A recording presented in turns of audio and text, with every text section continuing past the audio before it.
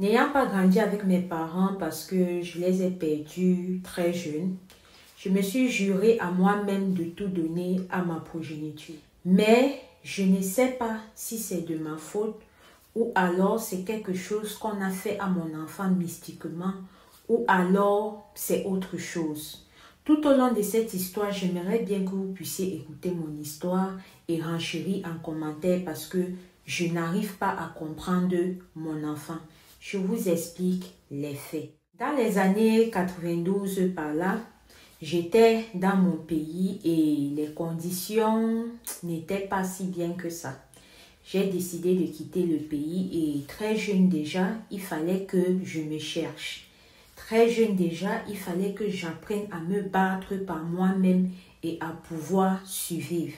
C'est comme ça que j'ai dû quitter mon pays pour aller travailler dans un pays africain proche du mien. Alors quand j'étais là-bas, j'ai eu à passer quelques années et c'est comme ça que de temps en temps, je revenais toujours dans mon village, dans mon pays. Et quand je revenais, je faisais ce que j'avais à faire et je repartais. Alors, fut venue une fois où un ami camerounais à moi, on devait aller travailler sur nous au nord de mon pays. C'est comme ça que quand nous sommes partis travailler sur nous, arrivé là-bas, j'ai rencontré une jeune fille. Quand j'ai rencontré cette jeune fille-là, on a fait les choses de papa et maman et je suis repartie dans le pays voisin où je me cherchais. En repartant comme ça, je ne savais pas que la dame, je l'avais mise enceinte. Quelques mois plus tard, elle me contacte, elle me fait comprendre que elle attend un enfant de moi.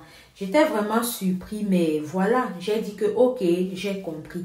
Malgré le fait que je ne venais pas constamment pour peut-être dire que je vais voir comment sa grossesse évolue, parce que moi-même de l'autre côté, je me cherchais et ce n'était pas évident.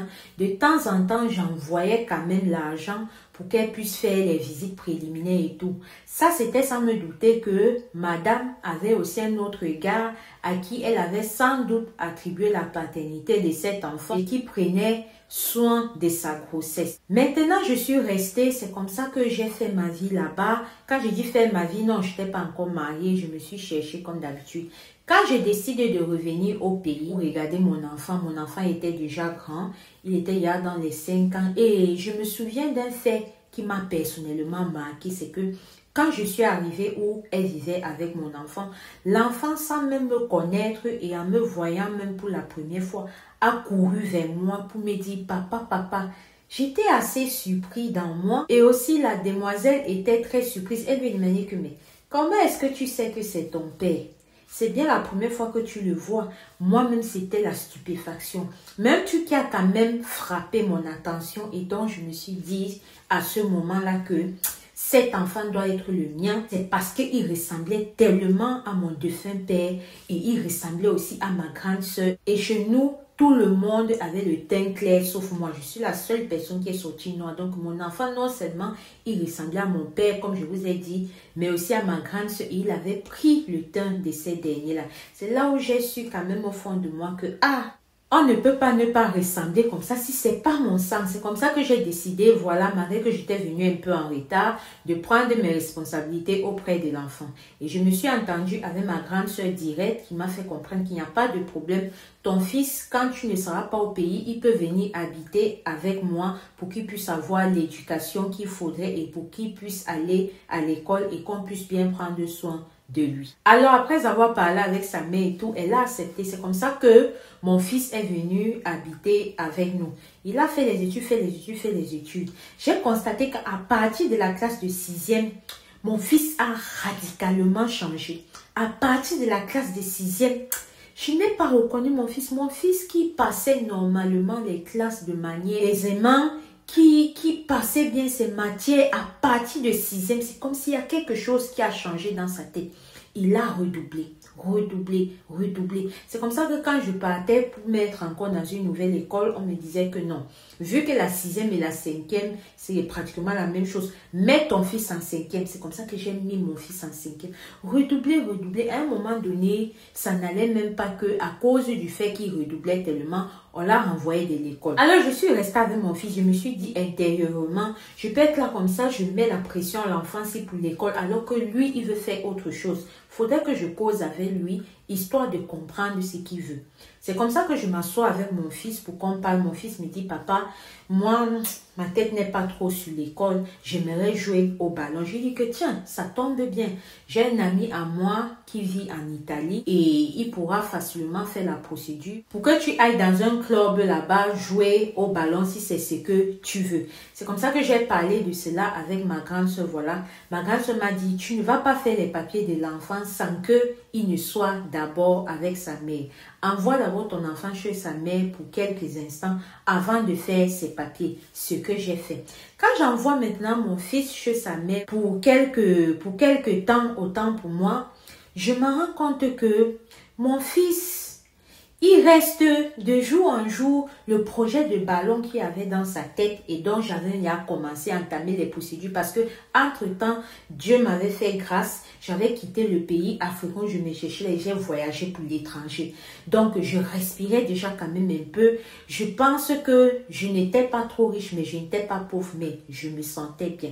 Alors, comme je vous disais tantôt, quand mon fils part maintenant pour rester chez sa mère, les programmes de partir jouer au ballon et tout, il me dit qu'il ne veut plus. Je lui demande que, mais tu ne veux plus, pourquoi? J'ai bien entamé la procédure et tout. Que non, maman ne se sent pas mal, je ne veux pas laisser maman, je vais être près d'elle, je ne sens pas que je peux laisser maman. Et nanani, et nanana, et patati, patata. J'ai dit, ok, il n'y a pas de problème. Dans la même lancée, c'est comme ça qu'il me dit que tout compte fait, il veut rentrer à l'école. J'ai dit que, il n'y a pas de problème. Si c'est ça, on va donc faire. J'ai encore envoyé l'argent pour qu'on inscrive encore l'enfant à l'école. Sauf qu'on inscrit encore l'enfant à l'école, il arrive là-bas, échoué sur échoué, échoué sur échoué. À côté de ça, ma grande soeur avec qui il reste, comme c'était une commerçante qui faisait dans les pagnes de marque et tout, c'est comme ça qu'il se retrouvait déjà en train de voler les choses de ma grande soeur tout le temps pour vendre. Donc, en plus de ne pas pouvoir tenir à l'école, il devenait déjà un voleur. C'est comme ça que je suis encore restée avec l'enfant. J'ai dit que je ne comprends pas. Qu'est-ce qui se passe? Qu'est-ce qui ne va pas? Pourquoi ça se passe comme ça? Dans le même temps, il y avait une librairie papeterie où on m'a demandé de l'envoyer un peu histoire de voir. Mais comme d'habitude, j'ai envoyé là-bas. Ça n'allait pas. C'est comme ça que, étant fatiguée, voilà, j'ai décidé que, ok, je vais aussi l'observer. Sauf que quand je l'observe, je me rends compte que son côté un peu de voler, là, ça ne fait que s'aggraver. Mais lui-même, il ne s'améliore pas. Voilà, il ne part plus à l'école, il ne fait plus rien. On ne sait même pas ce qu'il veut. Et quand il reste pour même m'avoir, ouvrir sa bouche, me demander ce qu'il veut, il ne peut pas le faire. Il a toujours peur et tout. C'est comme ça qu'un jour, j'ai pris une discussion vraiment très sérieuse avec lui. Je lui ai dit que, écoute, tu m'as déjà tellement cassé la tête. J'ai déjà tellement misé sur toi. J'ai tout essayé. Tu m'as dit si, j'ai fait. Tu m'as dit ça, j'ai fait. Mais je me rends compte que tu ne veux rien. Tu penses que la vie est facile? Tu penses que c'est comme celle-là que tu vas rester comme ça, l'argent va venir te trouver? Tu sais comment moi j'ai grouillé pour arriver où est-ce que je suis? Est-ce que tu peux connaître? À ton âge là, j'avais déjà quitté mon pays. À ton âge là, je me cherchais déjà dans un pays voisin de nous là-bas. Mais tu es là à ton âge, tu ne peux même pas prendre soin de toi. À ton âge même, tu ne peux même pas te faire un passeport toi-même. J'ai tout fait. Sache que je ne vais pas rester là à tellement te donner tout le temps, quand j'ai déjà d'autres enfants ici. J'ai tout fait pour te ramener sur le droit chemin, mais tu veux toujours rester où tu es là. Je ne vais pas attraper une maladie façon à cause de toi, alors qu'il y a tes frères ici qui ont besoin de moi. Comme j'ai tout donné pour toi et tu n'as pas voulu saisir ta chance, je vais aussi leur donner leur chance. Et s'ils vont la saisir, tant mieux, il n'a pas de problème. Alors quand je me suis exprimée comme ça à mon fils, parce que clairement il y avait la colère, parce que je ne comprenais pas que qu'importe ce qu'on fait pour cet enfant, il ne comprend pas. Qu'importe ce qu'on fait, ça ne va toujours pas. C'est comme ça que lui aussi, pour me montrer qu'il est déjà un homme et tout, il m'a dit ok, comme tu me dis ça, il n'y a pas de problème. Sache que tu n'as plus de fils. Sache que moi aussi, je te mets sur le côté. Sache que moi aussi. J'ai dit ok, mon fils, il n'y a pas de problème. Comme c'est comme ça, le jour même que je parle, je ne vais pas te voir mes obsèques. Un enfant ne fait pas le bras de fer avec son père, surtout quand le père a tout donné pour lui. Bref, voilà un peu la situation dans laquelle je me trouve avec mon premier fils aujourd'hui. Voilà un peu l'atmosphère dans laquelle nous sommes. Je ne sais pas si c'est que vous pensez que je me suis pris mal ou alors j'aurais dû faire d'une autre manière. Je ne sais pas. Est-ce que vous pensez que mon fils agit comme ça de sa propre volonté? Est-ce que vous pensez qu'il n'y a pas peut-être quelqu'un avec la jalousie? On connaît bien nos familles africaines, notre entourage africain. Avec tout ça, il n'y a pas quelqu'un qui a peut-être vu comment moi de mon côté tout va bien et sachant que vraiment cet enfant-là, je tenais à cet enfant-là, a fait quelque chose à mon enfant, je ne sais pas vraiment. Je viens auprès de vous parce que j'ai besoin de conseils. Je viens auprès de vous parce que je vais être guidée. Je viens auprès de vous parce que je vais être éclairée. Ça, c'est une situation qui m'a tarauté l'esprit. Mais j'aimerais savoir ce que vous pensez. S'il vous plaît, donnez-moi votre point de vue. J'espère vraiment que mon histoire ne vous a pas dérangé, mais j'ai sincèrement besoin de votre point de vue parce que quand je regarde la tangente de la vie de cet enfant, s'il vous plaît, dites-moi ce que vous pensez. Shalom. Alors la famille, là c'était l'histoire de notre frère, un grand frère à nous, un tonton à nous, voilà, qui est venu nous confier un peu sa relation avec son premier fils qu'il a eu quand il se cherchait dans la jeunesse et dont il n'a pas épousé la mère. Aujourd'hui étant marié avec d'autres enfants, tel que vous avez pu écouter dans cette histoire, il est vraiment déboussolé, il aurait besoin de votre point de vue parce que là, il a peur vraiment de faire ce qui n'est pas bien et peut-être regretter demain. Bref, vous avez écouté l'histoire, dites ce que vous pensez en commentaire. Il est venu vers nous parce qu'il sait que nous sommes une communauté et il a vraiment besoin de vos avis.